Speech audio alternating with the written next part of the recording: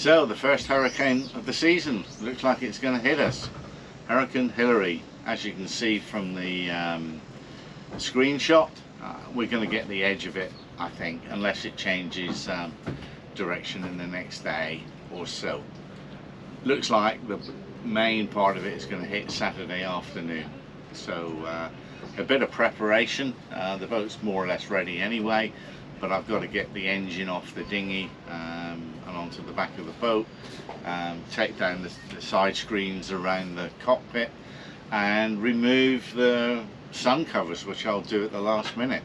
So the boat's pretty well prepared. The only issue is I've seriously damaged my back and have been not very mobile for the past few days, or in fact past week.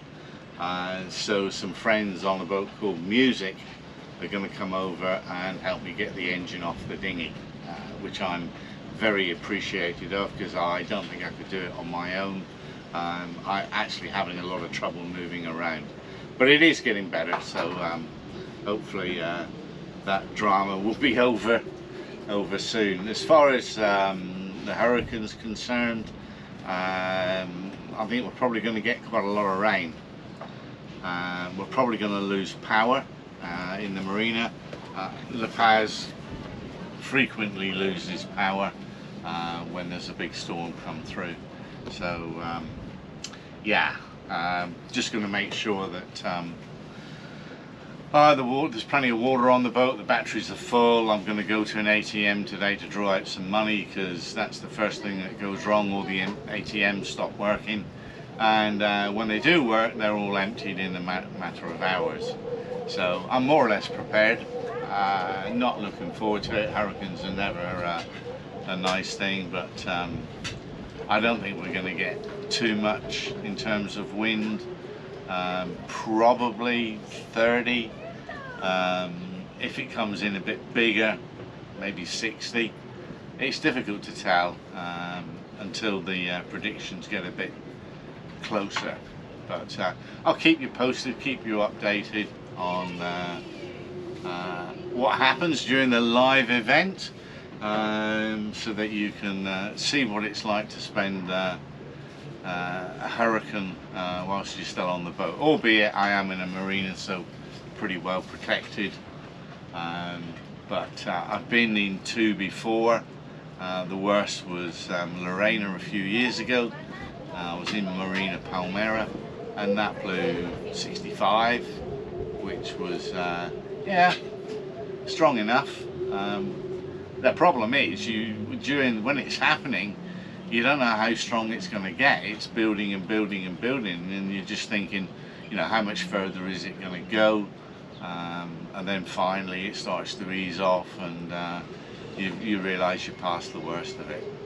So this morning it is final boat prep, and I'll take some quick videos. Won't be that interesting because it's just taking the engine off. I might show you around the dock lines and what I've done there, but yeah, fingers crossed we're not going to get too much of the weather.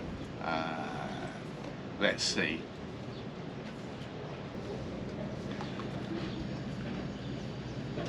So the dinghy's strapped fairly well to the stern, but I've got to drop it in the water and take that engine off. And I'm not going to put the dinghy on deck, I'm just going to strap it down.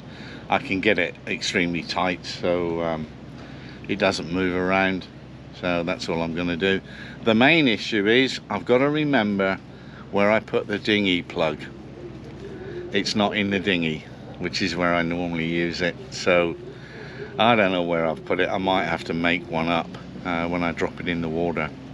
And the only other thing really is to take these side curtains down to reduce the windage,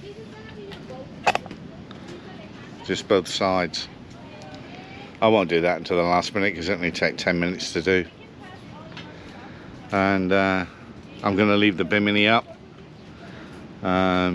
The solar panels cover most of it, so to get the bimini off would be a real pain, so I'm not going to do it. Well, that was too easy to be true. I found the bung at first attempt in the nav station where all the junk stuff gets tends to get put. However, I've also hit my first snag. There's the dinghy bung. It's not the right one, so that must have been a spare at some point. So where the original one is, I'm gonna have to keep hunting. So in the meantime, I'm just going to put a wooden peg in it and stop the water coming in. Actually, it's quite surprising how fast the water comes into the dinghy. Once you drop it in the water without that bung in, it's like, whoa! So I'm going to put this in now. Where the original bung is, God only knows. I've no idea. So it'll turn up one day.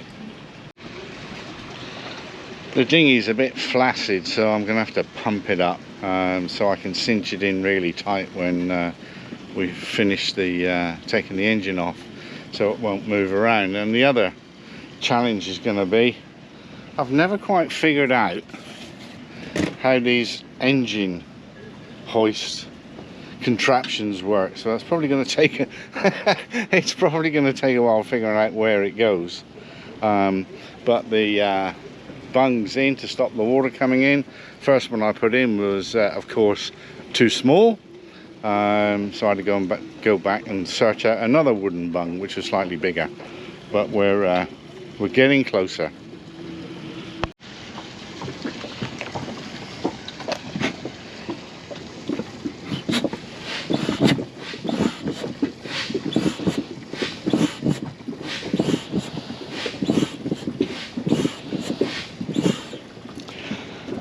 So, guess what? It would have made sense to put the bung in the pocket, but I didn't.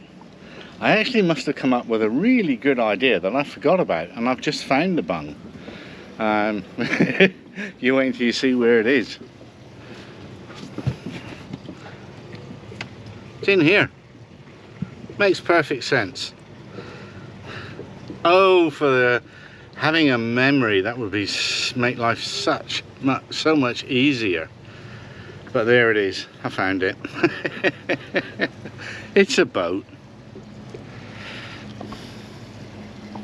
Not much activity going on in the marina at the moment. I'm sure it will build up as people get ready. First things first is to get the motor lock off. I'm hoping the lock hasn't seized. It came off okay the last time, but and I put plenty of grease on it, so it should be okay. Well, that's it. It's all ready to go. Dinghy pumped up, engine lock off, bridle on, connected to the engine lift, and I've also put on a secondary safety line in case of the plastic clips let go on the engine hoist bridle. So now just got to wait for my intrepid helpers to come along after morning coffee. It shouldn't take much more than 5 minutes to get the engine up and on the back of the boat. I like to get everything prepared as much as I can if people are offering to help, to reduce the time that they have to spend on it. So much appreciated of their help. I couldn't do it on my own.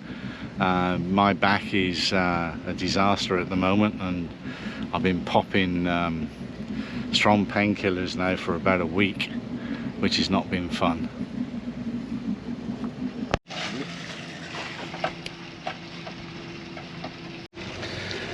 Well, that's the dinghy secure. Trucker's straps across the middle, tied on at the front end to keep the down to there to keep it from riding up, and also on the stern there I've pulled it in tight and put some chafing stuff there just in case, and yeah, it ain't gonna move. So and I remember to take the bung back out so the rain will drop out of the back. That's about it as far as the dinghy's concerned. I'm quite happy with that. I'll just give you a quick look at the dock lines, but that's pretty standard. As you can see, I've doubled up on the stern line. I got one spring here that goes to the midships, another double up midship lines there, and a spring that goes to the bow, doubled up on the lines to the cleat, and then 2 more hooking the bow on, so it should be ample. The only thing is I've only got 1 spring line stopping me going forward, which is this one, so I might put another spring line onto this cleat here to stop any movement going forward. Today is Thursday, 12 o'clock. We're starting to get some wind, not much, a few gusts. Expect the rain to start tomorrow afternoon, Friday afternoon, run through the evening, and the hurricane will start to get closer to 3 o'clock on Friday night, and the peak of it is predicted Saturday at about 3 p.m. in the afternoon. These covers will come down tomorrow. I'm going to keep them up today. Can't do anything about the bimini because it means removing all the solar panels if I want to take it down. I quite like actually having the bimini up because at least you can come out into the cockpit and see what's going on without getting drenched every time. And obviously with a hard dodger you can't do anything about that anyway. So there it is, preparations for Hurricane Hilary. I'll keep you posted. Once the action starts, I'll start posting videos, probably 1 or 2 during the event, so you can see it more or less live. Okay, that's it, all done.